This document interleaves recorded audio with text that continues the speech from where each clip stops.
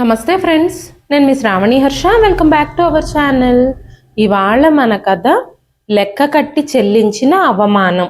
కథని చివరి వరకు వినండి. నచ్చితే గనక ఖచ్చితంగా తప్పకుండా ఒక్క లైక్ చేయండి. ఈ కథ పైన మీ విలువైన స్పందనని కామెంట్ రూపంలో మాకు తెలియజేయండి. కొత్తవారు ఎవరైనా చూస్తున్నట్లయితే మన ఛానల్ని సబ్స్క్రైబ్ చేసుకోండి. ధైర్యం తెచ్చుకొని మాధవి గారు కొడుకు కోడలికి ఫోన్ చేశారు.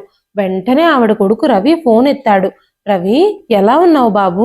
నేను నీతో ఒక ముఖ్యమైన విషయం మాట్లాడాలి అని అనుకుంటున్నాను. మన ఊళ్ళో ఉన్న వాళ్ళందరూ కాశీ యాత్రలకి బస్సు పెట్టుకుని ఊరు నుంచి వెళ్తున్నారు. నేను ఎన్నో ఏళ్లుగా కాశీకి వెళ్ళాలని ఆశపడుతున్నాను. వాళ్ళతో కలిసి నేను కూడా వెళ్ళాలనుకుంటున్నాను అని చెప్పారు మాధవి గారు. వెంటనే కొడుకు, ఏం మాట్లాడుతున్నావమ్మా నువ్వు? పదే పదే మమ్మల్ని ఎందుకు విసిగిస్తున్నావు? నేను నీకు ఆల్రెడీ చెప్పాను, ప్రస్తుతం మేం నీకు ఎలాంటి సహాయము చెయ్యలేమని. అయినా సరే నువ్వు వినిపించుకోకపోతే ఎలాగా? మాకే చాలా ఖర్చులున్నాయి. అయినా సరే నువ్వు దాన్నే పట్టుకుని వేలాడితే ఎలాగా? నేనెంత ఇబ్బందుల్లో ఉన్నానో, ఎన్ని ఖర్చులున్నాయో ఆలోచించకుండా మాటి మాటికి ఆ కాశీయాత్రకు వెళతానని ఎందుకు అడుగుతున్నావు? నువ్వెక్కడికి వెళ్లాల్సిన అవసరం లేదు. నోరు మూసుకొని ఇంట్లోనే కూర్చో అన్నాడు రవి. అప్పుడే వెనక నుంచి కోడలు అనిత గొంతు వినిపిస్తుంది. మీ అమ్మ మన ఇంటి వెనకాలేదో డబ్బుల చెట్టు నాటుంది, ఎప్పుడు కావాలంటే అప్పుడు సరదాగా వెళ్ళి కోసుకొచ్చుకోవడమే అన్నట్టు ఫీల్ అవుతున్నట్టుంది. బయటకెళ్ళి సంపాదించే వాళ్ళకు తెలుస్తుంది డబ్బు విలువ అంది అనిత. ఆ మాటలు వింటున్న మాధవి గారి కూతురు లత ఫోన్ తీసుకుంటూ, అన్నయ్య, అమ్మ సరదాగా గడపడానికేం ఎక్కడికి వెళ్ళడం లేదు. నలుగురితో కలిసి తీర్థయాత్రలకు వెళదాం అనుకుంటుంది. అమ్మ ఎప్పటి నుంచో కాశీకి వెళ్ళాలని కలలు కంటుంది. ఎలాగైనా కాశీకి వెళ్ళాలని తను కోరుకుంటుంది. ఊళ్ళో వాళ్ళందరూ కలిసి బస్సులో కాశీకి వెళుతున్నారు. అందరూ వెళుతున్నారు కదా, అమ్మను కూడా పంపించొచ్చు కదా అంటూ లత మాట్లాడుతుంది. ఫోన్ స్పీకర్లోనే ఉంది. వెంటనే అనిత లతతో, లత, నీకు మీ అమ్మని యాత్రలకు పంపించాలని అంత కోరికగా ఉంటే ఆ ఏర్పాట్లన్నీ నువ్వే ఎందుకు చేయకూడదు? మాకిప్పుడు డబ్బుకి చాలా ఇబ్బందిగా ఉంది అనగానే, లత, ఏం మాట్లాడుతున్నావు వదినా? నువ్వు అసలు ఎందుకు అలా మాట్లాడుతున్నావు? నేనేం ఉద్యోగం చేయడం లేదు. నేను ఇంకా చదువుకుంటున్నాను. నేనెలా డబ్బులు సంపాదించగలుగుతాను? నేనెలా మా అమ్మకి కాశీ యాత్రలకు టికెట్లు బుక్ చేయగలుగుతాను? నా చేతిలో డబ్బులున్నట్లయితే తప్పకుండా మా అమ్మని ఆ యాత్రకు పంపించేదాన్ని. నేను ఏదో ఒక ఉద్యోగం చేయడం ప్రారంభించిన రోజు ఖచ్చితంగా నా డబ్బుతోనే మా అమ్మని కాశీయాత్రలకు పంపిస్తాను అంది లత. ఆ మాటలు విని అనిత పక్క పక్క నవ్వింది. వెంటనే అనిత, ఏం లత, ఎన్ని రోజులు నువ్వు కలలు కంటూనే ఉంటావు? నువ్వు ఆ పల్లెటూరులో ఉంటే నీకు ఉద్యోగం ఎక్కడి నుంచి వస్తుంది? ఉద్యోగం చేయడానికి నువ్వు అసలు సరిగ్గా చదువుకున్నావా? నీకు ఇంగ్లీష్లో మాట్లాడడం రాయడం వచ్చా? ఉద్యోగం దొరకాలంటే ఎంత కష్టపడాలో నీకు తెలుసా? నేనైతే చిన్నప్పటి నుంచి ఇంగ్లీష్ మీడియం స్కూల్లో చదువుకున్నాను. నేను నగరంలో పుట్టి పెరిగాను. అందుకే నాకు ఈ ఉద్యోగం వచ్చింది. కానీ నువ్వు ఊర్లో గవర్నమెంట్ స్కూల్లో చదువుకున్నావు. వర్షం వస్తే నువ్వు చదివిన పాఠశాల పైకప్పు నుంచి నీళ్లు కూడా కారతాయి అంటూ వెక్కిరిస్తున్నట్టుగా మాట్లాడింది అనిత. వెంటనే లత కోపంగా, వదినా, ఏ స్కూల్లో చదివామన్నది ముఖ్యం కాదు. మనలో విషయం ఉంటే ఉద్యోగం తప్పకుండా వస్తుంది. ఏదో ఒక రోజు నేను ఉద్యోగం సంపాదించి నీకు చూపిస్తాను అని చెప్పగానే, అనిత, మీ తల్లి కూతుర్లిద్దరికీ పిచ్చి పట్టినట్టుంది. యాత్రలకు వెళ్లాలని పిచ్చెక్కిపోతున్నారు. అందుకే మీ అమ్మని నా దగ్గరుంచుకోవడానికి కూడా నిరాకరించాను. ఆవిడ నా దగ్గరుంటే ఆవిడతో ఎలా వ్యవహరించాలో నాకు కూడా తెలీదు. ఆమె కొద్దిగా కుట్టు పని చేస్తుంది, ఎంతో కొంత డబ్బులు సంపాదిస్తుంది. అందుకే లోపలే గర్వపడుతూ ఉంటుంది అనగానే లత, ఇది గర్వం కాదు వదినా, దీన్ని ఆత్మగౌరవం అంటారు. మేం మీ దగ్గర లేనందుకు చాలా సంతోషంగా ఉంది అని లత అనగానే, మరోవైపు మాధవి గారు కూతురు చేతిలోంచి ఫోన్ తీసేసుకొని రెడ్ బటన్ నొక్కేసి ఫోన్ ఆఫ్ చేసేసింది. అప్పుడు మాధవి గారు కూతుర్ని తిడుతూ, నువ్వెందుకు నీ భవిష్యత్తును ప్రశ్నార్థకంగా మార్చుకుంటున్నావు? నువ్వు ఇలా మాట్లాడితే ముందు ముందు అన్నయ్య వదినల సపోర్ట్ నీకు అస్సలు ఉండదు. కాసేపు మౌనంగా ఉండు. నువ్వు ఫోన్ లాక్కుని మధ్యలో ఎందుకు మాట్లాడుతున్నావు? నేను మాట్లాడుతున్నాను కదా అనగానే లత, ఏం చేయమంటావమ్మా? అన్నయ్య వదిన నీతో ఎలా మాట్లాడుతున్నారో నేను చూస్తూనే ఉన్నాను. నన్ను ఇంకా ఊరుకోమంటావా?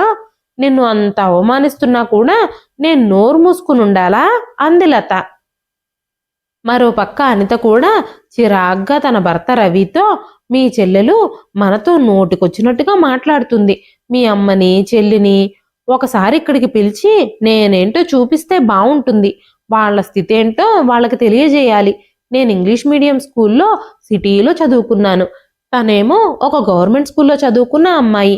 నేను ఇక్కడ సిటీలో చదువుకున్నాను కాబట్టే మీతో పాటు సమానంగా పనిచేస్తున్నాను.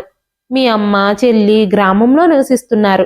మీ చెల్లెలు ఫీజు కట్టడానికి మీ అమ్మ చాలా కష్టపడి బట్టలు కుట్టి ఫీజులు కట్టాలి. ఒక్కోసారి డబ్బు అందుబాటులో లేకపోతే వాళ్ళ దగ్గర వీళ్ళ దగ్గర చేబదులు తీసుకొని ఫీజులు కట్టే బ్రతుకులు వాళ్ళవి.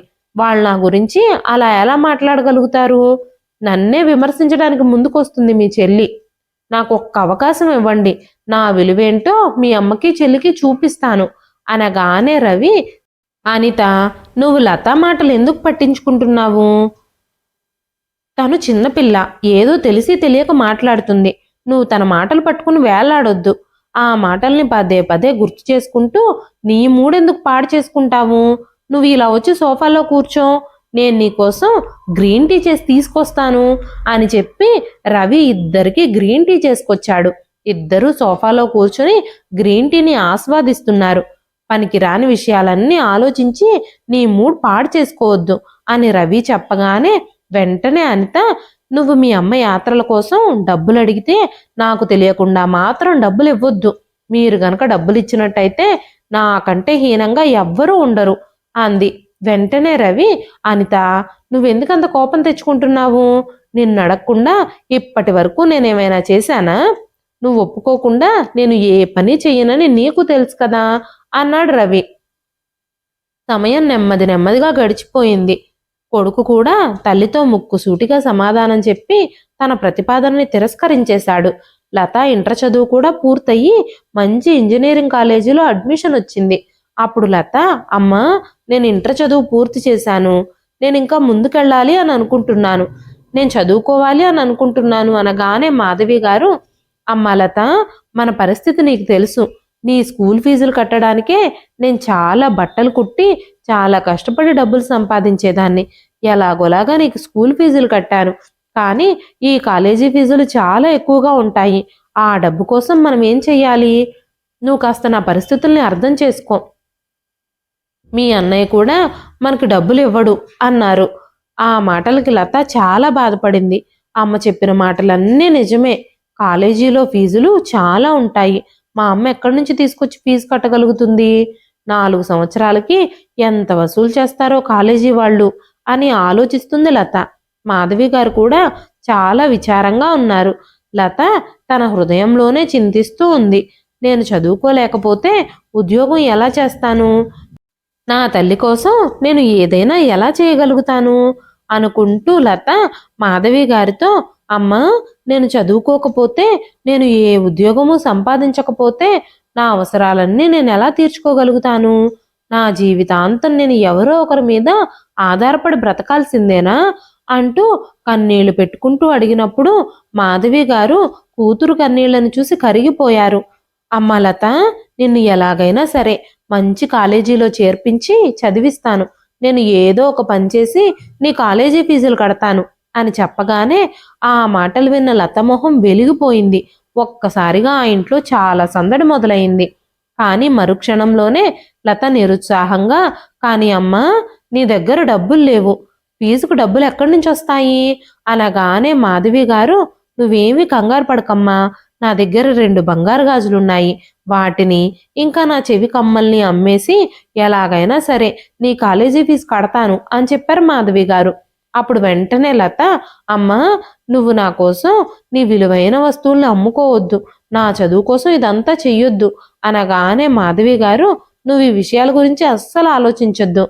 ఇక మనం ఈ ఊర్లో ఉండొద్దు. మనం సిటీకి వెళ్ళిపోయి నీ కాలేజీ దగ్గరలోనే ఒక గది అద్దెకు తీసుకుందాం.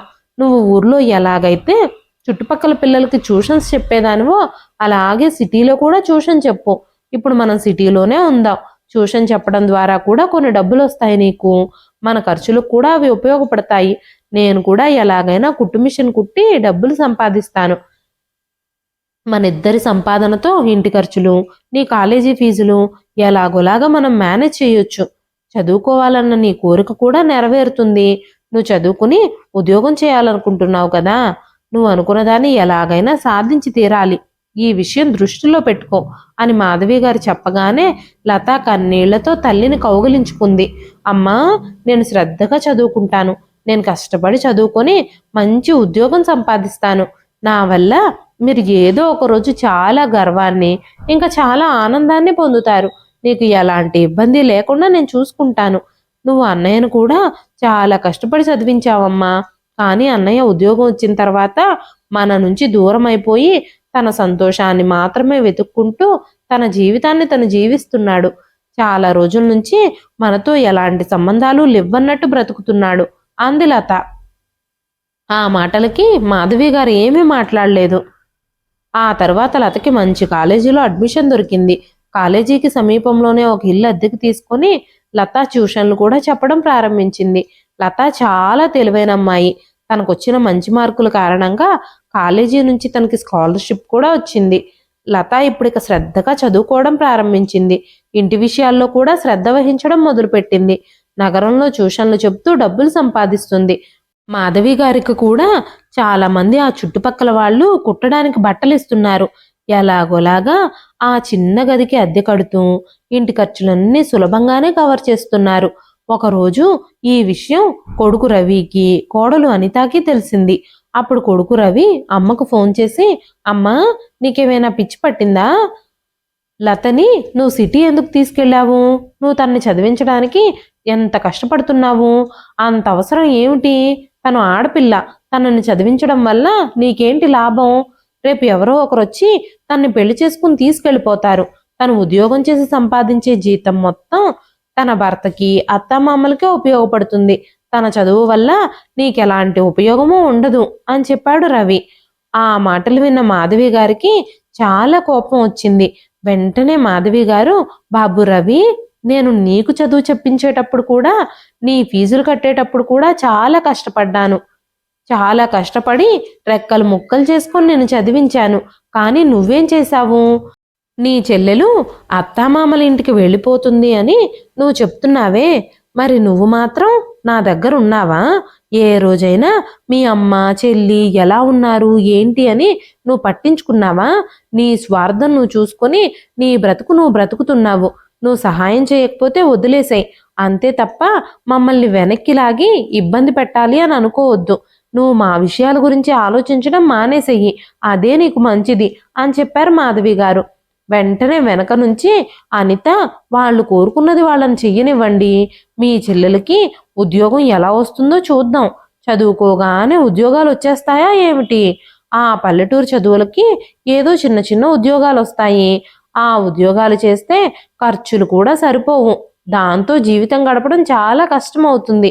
మీ చెల్లి చదివిన తెలుగు మీడియం చదువుకి అంతకంటే పెద్ద పెద్ద ఉద్యోగాలేమీ రావులే. మనిద్దరం పెద్ద ఎంఎన్సి కంపెనీలో పనిచేస్తున్నాం. ఇంగ్లీష్ మీడియం చదువుకున్నాం. నగరంలో పెద్ద సొసైటీలో పెద్ద ఇల్లు కొనుక్కున్నాం. ఇంట్లో సకల సౌకర్యాలు ఏర్పాటు చేసుకున్నాం. మా అలాగా మీరు కూడా దర్జాగా బ్రతకాలంటే ఎంత కష్టపడాలో తెలుసా? ఇంత మంచి ఉద్యోగాలు సంపాదించడం మీ వల్ల అవుతుందా అంటూ చీప్గా మాట్లాడుతుంది అనిత. ఆ మాటలకి లతకి చాలా కోపం వచ్చింది. వెంటనే లత ఫోన్ తీసుకొని, వదినా, మా జీవితాల గురించి నువ్వు కంగారు పడాల్సిన అవసరం లేదు అని చెప్పి లత ఫోన్ డిస్కనెక్ట్ చేసేసింది. వెంటనే మాధవి గారితో, అమ్మా, నేను నీకు చెప్పాను అన్నయ్య వదినలతో మాట్లాడొద్దని. వాళ్ళు మనల్ని ఎన్నిసార్లు అవమానిస్తారు, ఎన్నిసార్లు తిరస్కరిస్తారు. అయినా సరే నువ్వు నా మాట వినకుండా వాళ్ళతో మాట్లాడుతూనే ఉంటున్నావు అని మాట్లాడుతూ ఉండగానే మళ్ళీ ఫోన్ మోగింది. మాధవి గారు ఫోన్ ఎత్తారు. అమ్మా, మాట్లాడుతూ ఉండగానే మీరు ఫోన్ ఎందుకు డిస్కనెక్ట్ చేసేశారు? మీరు నా మాట ఎందుకు వినలేదు? అందుకే నేను మళ్ళీ ఫోన్ చేశాను. మీతో ఒక విషయం చెప్పాలనే నేను ఇందాక ఫోన్ చేశాను. మా వివాహ వార్షికోత్సవాన్ని మేము చాలా వైభవంగా జరుపుకోవాలని అనుకుంటున్నాం. చాలా మంది జనాలు వస్తున్నారు, మీరు కూడా రావాలి అని చెప్పగానే మాధవి గారు చాలాసేపు మౌనంగా ఉండిపోయారు. ఏం సమాధానం చెప్పాలో మాధవి గారికి అర్థం కాలేదు. అమ్మా, ఎక్కడికి వెళ్ళావు? నా మాట వింటున్నావా? నీకు వినబడుతుందా? ఏం మాట్లాడవేంటి? మీ ఇద్దరికి టికెట్లు రిజర్వేషన్ చేయిస్తున్నాను. ఆన్లైన్లో టికెట్ బుక్ చేశాను. మీరిప్పుడు నాకేం ఎదురు సమాధానాలు చెప్పొద్దు అని చెప్పి ఫోన్ డిస్కనెక్ట్ చేసేశాడు రవి. ఆ తర్వాత మాధవి గారు లతతో, అమ్మ లత, మనం రేపు ముంబై బయలుదేరాలి. మీ అన్నయ్య మనకి టికెట్లు కూడా బుక్ చేసేశాడట అని చెప్పగానే లత కోపంగా, అమ్మా, నన్ను అడగకుండా నువ్వెందుకు కన్ఫర్మ్ చేశావు? అన్నయ్యతో టికెట్లు ఎందుకు బుక్ చేయించావు? నన్ను అడగాల్సింది ఒకసారి. నాకు వాళ్ళ ఇంటికి వెళ్ళడం అస్సలు ఇష్టం ఉండదు అనగానే మాధవి గారు, అమ్మ లత, నువ్వు అలా మాట్లాడొద్దు. అన్నయ్య ఎంతో ప్రేమగా మనల్ని పిలిచాడు. నేనెలా కాదనగలను అన్నారు. వెంటనే లత, నా కాలేజీ సంగతి ఏమిటి? పిల్లల ట్యూషన్ కూడా ఆగిపోతుంది. నేను నా క్లాసులు మిస్ అయిపోతాను. ఇంకా నువ్వు కుట్టాల్సిన బట్టలన్నీ కూడా ఉన్నాయి కదా, వాటన్నింటినీ మనం ఎలా మేనేజ్ చేసుకుంటామమ్మా అనగానే మాధవి గారు, నువ్వు దాని గురించి అంతగా ఆలోచించాల్సిన అవసరం ఏమీ లేదమ్మా. 2 రోజుల్లో వెళ్ళి తిరిగి వచ్చేస్తాము. మనమేం అక్కడ ఎక్కువ రోజులు ఉండము. రేపెళ్ళి ఎల్లుండి తిరిగి వచ్చేద్దాం. అన్నయ్య అంతగా పిలిచాక వెళ్ళకపోతే బాగోదు, తనకి చాలా కోపం వస్తుంది అన్నారు మాధవి గారు. లత తనకి ఇష్టం లేకపోయినా తల్లి పట్టుబట్టడంతో అన్నయ్య వదినల ఇంటికి వెళ్ళడానికి సిద్ధమవుతుంది. తల్లి కూతుర్లిద్దరూ కొడుకింటికి చేరుకోగానే లత డోర్ బెల్ కొట్టింది. అప్పుడు తలుపు తెరిచే ఉంది. మెల్లగా తలుపు తీయగానే అన్నయ్య వదిన సోఫా మీద కూర్చొని కనిపించారు. ఇల్లు చాలా బాగుంది, చాలా ఖరీదైందిలా కూడా ఉంది. ఇల్లంతా ఖరీదైన వస్తువులతో నిండిపోయింది. ఇంట్లో 3 పని మనుషులు కూడా ఉన్నారు. ఏదో ఫార్మాలిటీ కోసం అనిత ముందుకొచ్చి అత్తగారి పాదాలు తాకింది. పని మనుషులతో మాట్లాడుతూ వెంటనే అతిథుల కోసం టీ తీసుకురమ్మని చెప్పింది అనిత.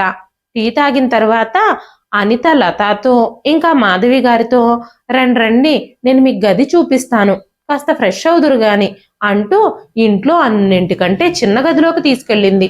ఆ గదిలో కొన్ని పనికిరాని సామాన్లు కూడా ఉన్నాయి. అప్పుడు అనిత, నేను నా తల్లిదండ్రుల కోసం, నా చుట్టాలందరి కోసం గదులన్నీ సిద్ధం చేసేశాను. మీరెలాగూ ఊర్లో ఒక చిన్న గదిలోనే కదా ఉంటారు. మీకు ఈ గది సరిపోతుంది అని నాకు అనిపించింది. మీకు ఈ గదిలో ఎలాంటి ఇబ్బంది ఉండదని నేను ఫీల్ అవుతున్నాను అని చెప్పి అక్కడి నుంచి వెళ్ళిపోయింది అనిత. మరుసటి రోజు వివాహ వార్షికోత్సవం పార్టీ ధూమ్ధామ్గా జరగబోతోంది. సన్నాహాలన్నీ చాలా గ్రాండ్గా జరుగుతున్నాయి. అనిత ఇంటి నుంచి కూడా చాలా మంది బంధువులు అక్కడికి వచ్చారు. ఇంటి నిండా జనం. అనిత అక్క చెల్లెళ్ళు, అన్నదమ్ములు, వదినలు, తల్లిదండ్రులు అందరూ వచ్చారు. ఇరుగు పొరుగు వాళ్ళు, ఆఫీస్ కొలీగ్స్, అనిత వాళ్ళ ఆఫీస్ వాళ్ళు అందరూ వచ్చారు. పార్టీకి ఎక్కువ మంది జనం రావడంతో ఇంట్లో వంట మనిషి అన్ని వంటలు చేయలేకపోతుంది. తను ఇబ్బంది పడుతుంది. అందుకే అనిత అత్తగారి దగ్గరకు వచ్చి, మీరిద్దరూ ఇక్కడ కూర్చుని ఏం చేస్తున్నారు? అతిథుల్లా వచ్చి ఈ గదిలో కూర్చున్నారేమిటి? వంటగదిలో కాస్త పని చేయండి. అతిథులందరూ వచ్చేశారు, వాళ్ళకి టీలు ఇంకా టిఫిన్లు రెడీ చేయాలి అని మాట్లాడుతూ ఉండగానే వెనక నుంచి రవి వచ్చి, అమ్మా, అవును, దయచేసి మాకు కొంచెం సహాయం చేయండి. అక్కడ చాలా ఇబ్బందిగా ఉంది. మీరు త్వరగా బయటికి రండి అని చెప్పారు. వెంటనే లత, అమ్మా, అన్నయ్య వదినల ఈ ప్రవర్తన నాకు అస్సలు నచ్చడం లేదు. వదిన వాళ్ళ తల్లిదండ్రుల ఇంటి వాళ్ళందరూ హాయిగా ఉంటారు. అందరూ సోఫాల్లో కూర్చుని కబుర్లు చెప్పుకుంటూ ఉంటారు. మనిద్దరం మాత్రం కిచెన్లోకి వెళ్ళి వంట పనులు చెయ్యాలా అనగానే మాధవి గారు, అమ్మ లత, నువ్వు ఇప్పుడు పంతాలకు పోవద్దు. అన్నయ్య ఇంట్లో మనం అతిథులమా చెప్పు? ఇది మన కుటుంబం. మనం కొంత పని చేస్తే ఏం నష్టం వస్తుంది? ఇది నా కొడుకిల్లు. ఈ ఇంట్లో ఇంత పెద్ద ఫంక్షన్ జరుగుతుంది. మనం కొంచెం సహాయం చేస్తే తప్పేమీ లేదు అంటూ ప్రేమగా కూతురికి నచ్చ చెప్పారు మాధవి గారు. ఆ తర్వాత మాధవి గారు ఇంకా లత వంటగదిలో భోజనం ఏర్పాట్లలో వంట మనిషికి సహాయం చేయడం మొదలుపెట్టారు. కాసేపటి తర్వాత అనిత ఉద్దేశపూర్వకంగానే అత్తగారితో, ఆడపడుచుతో, గెస్ట్లందరూ ఇక్కడే కూర్చునున్నారు. ఆఫీస్ కొలీగ్స్ కూడా కూర్చునున్నారు. దయచేసి నా స్నేహితులందరికీ కూల్ డ్రింక్స్ ఇవ్వండి, అందరూ ఎదురు చూస్తున్నారు. ఇంత ఆలస్యం చేస్తే ఎలాగా అని చెప్పగానే లత అందరికీ కూల్ డ్రింక్స్ ఇవ్వడానికి కూల్ డ్రింక్స్ ట్రేలో సర్దుకొని తీసుకెళ్ళింది. అప్పుడే ఒక పిల్లాడి చెయ్యి తగిలి కూల్ డ్రింక్ కింద పడిపోయింది. వెంటనే అనిత లతాని లాగి పెట్టి కొట్టింది. ఇంత పెద్ద ఫంక్షన్లో ఒళ్ళు దగ్గర పెట్టుకుని పనిచేయాలని నీకు తెలీదా అంటూ అత్తగారిని పిలిచి మాప్ తీసుకొచ్చి ఇక్కడంతా క్లీన్ చేయండి అని చెప్పగానే మాధవి గారు ఒక క్లాత్ తీసుకొచ్చి అక్కడ పడిన కూల్ డ్రింక్ అంతా శుభ్రం చేస్తూ ఉన్నారు. అప్పుడు అక్కడే పక్కన కూర్చునున్న అనిత స్నేహితులు, అనిత, మీ ఇంటికి కొత్త పని మనుషులు వచ్చారా ఏంటి? వీళ్ళని ఎప్పుడు ఇంతకు ముందు చూడనే లేదు అని అడిగారు. అప్పుడు అనిత, వీళ్ళు పని మనుషులు కాదు, మా అత్తగారు, ఆడపడుచు అని చెబుతుందేమోనని మాధవి గారు ఇంకా లత అనుకున్నారు. కానీ అనిత నోట్లో నుంచి వచ్చిన ఆ సమాధానానికి ఇద్దరూ ఆశ్చర్యపోయారు. అప్పుడు వెంటనే అనిత అవును అని సమాధానం చెప్పింది. వీళ్ళిద్దరిని ఇప్పుడే కొత్తగా పెట్టుకున్నాము, ఇంట్లో ఫంక్షన్ ఉంది కదా, అందుకే పనివాళ్ళు సరిపోరని 2 రోజులకు వీళ్ళని పనిలోకి తీసుకున్నాను. వీళ్ళిద్దరూ తల్లి కూతుళ్ళు, 2 రోజులు మాకు సహాయంగా ఉంటారని పెట్టుకున్నాను. ఊరు నుంచి వచ్చారు, వీళ్ళకి వెనక ముందు ఎవ్వరూ లేరట, అందుకే జాలిపడి వీళ్ళని పనిలో పెట్టుకున్నాను అని చెప్పగానే అనిత స్నేహితులు, వీళ్ళిద్దరూ బాగానే పనిచేస్తున్నట్టున్నారు. మీ ఇంట్లో ఫంక్షన్ అయిపోయాక మా ఇంట్లో పని చేయడానికి వీలవుతుందేమో అడగండి. గ్రామం నుంచి వచ్చిన పనివాళ్ళు చాలా బాగా పనిచేస్తారని నా భార్య ఎప్పుడూ చెబుతూ ఉంటుంది. వాళ్ళకి ఎలాంటి అభ్యంతరము లేకపోతే మా ఇంట్లో పర్మనెంట్గా పనివాళ్ళల్లా మేము పెట్టుకుంటాము అన్నాడు ఒక అతను. అప్పుడు అనిత, సరే సరే, ఈ విషయాలన్నీ నేను తర్వాత మాట్లాడతాను, మీరు ముందు పార్టీని ఎంజాయ్ చేయండి అని చెప్పింది. ఆ తర్వాత లత ఇంకా మాధవి గారు తన గదిలోకి వచ్చి దుఃఖాన్ని ఆపుకోలేక ఒకరినొకరు కౌగిలించుకుని చాలాసేపు ఏడ్చారు. అప్పుడు మాధవి గారు, నేను ఏ పని చేసినా ఇది నా కొడుకిల్లులా భావించి చేశాను, కానీ కోడలు అందరి ముందు నన్ను, నా కూతుర్ని పనివాళ్ళని చేసేసింది. నలుగురిలో నా కూతుర్ని చెంపదెబ్బ కొట్టి అవమానించింది. ఈ అవమానాన్ని నేను భరించలేను. కోడలు మా ఇద్దరిని ఇంటికి ఆహ్వానించి ఇంతలా అవమానిస్తుందా అంటూ మాట్లాడుతూనే ఉన్నారు మాధవి గారు. అప్పుడు లత, అమ్మా, నేను ఏం జరిగినా ఇంకొకసారి అన్నయ్య వాళ్ళ ఇంటికి రానే రాను. నాకు ముందే తెలుసు ఇలాంటి అవమానాలు మనకు జరుగుతాయని, అందుకే నేను ఇక్కడికి వెళ్ళొద్దని నిన్ను హెచ్చరిస్తూనే ఉన్నాను. అయినా సరే నువ్వు ప్రేమగా పిలిచారు, వెళదామని నన్ను బలవంతం చేసి తీసుకొచ్చావు.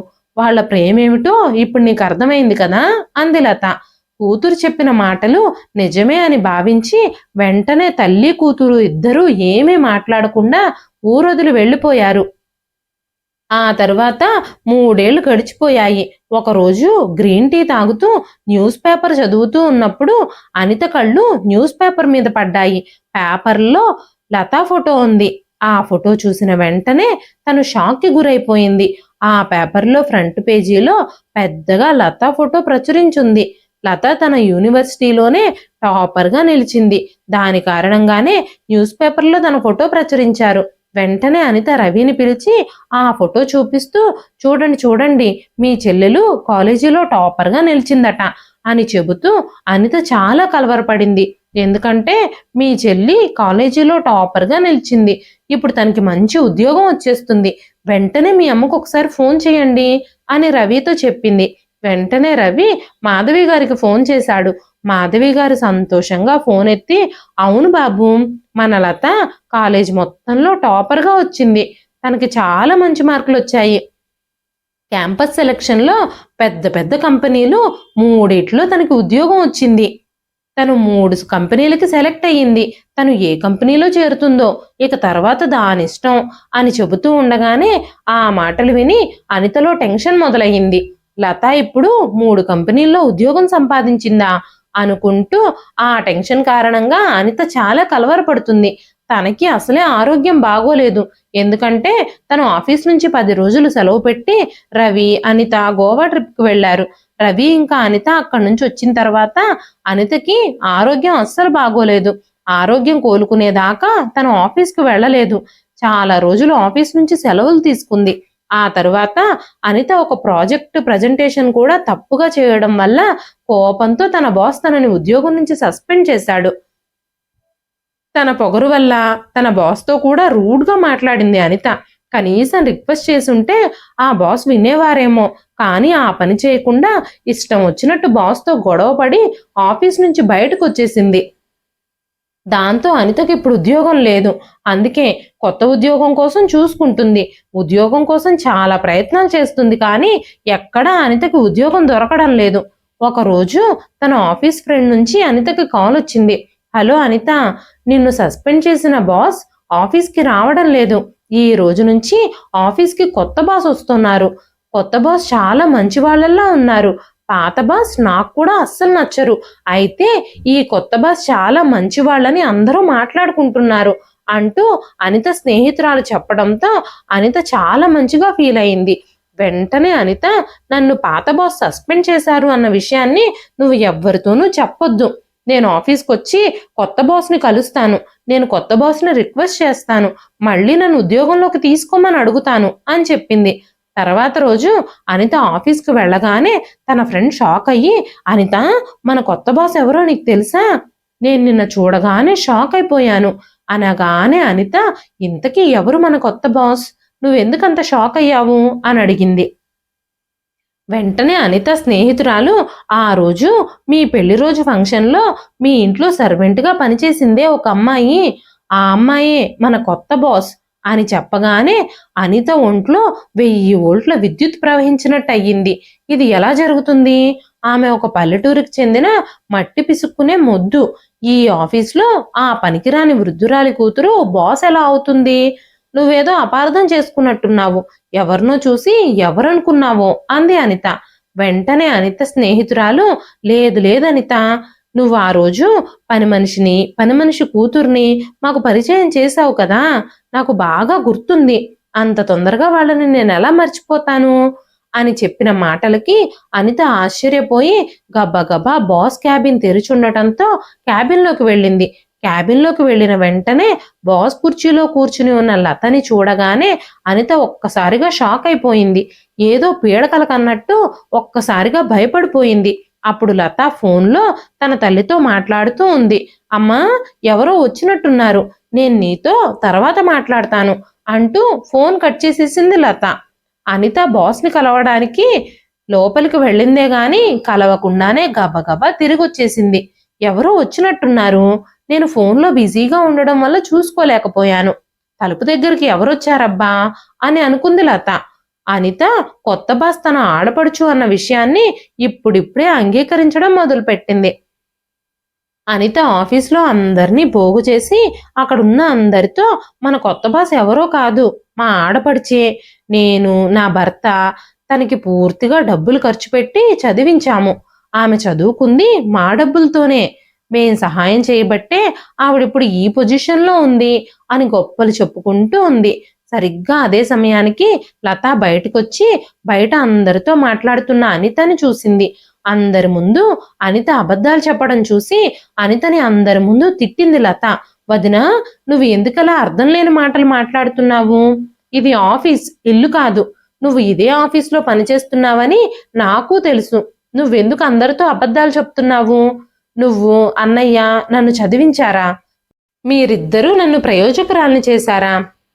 నాకు అన్నా వదిన అంటూ ఎవ్వరూ లేరు. మేం మిమ్మల్ని ప్రేమిస్తూ దగ్గరైన రోజు మీరు మీ అహంకారం చూపించి మమ్మల్ని ఇంట్లో నుంచి అవమానించి గెంటేశారు.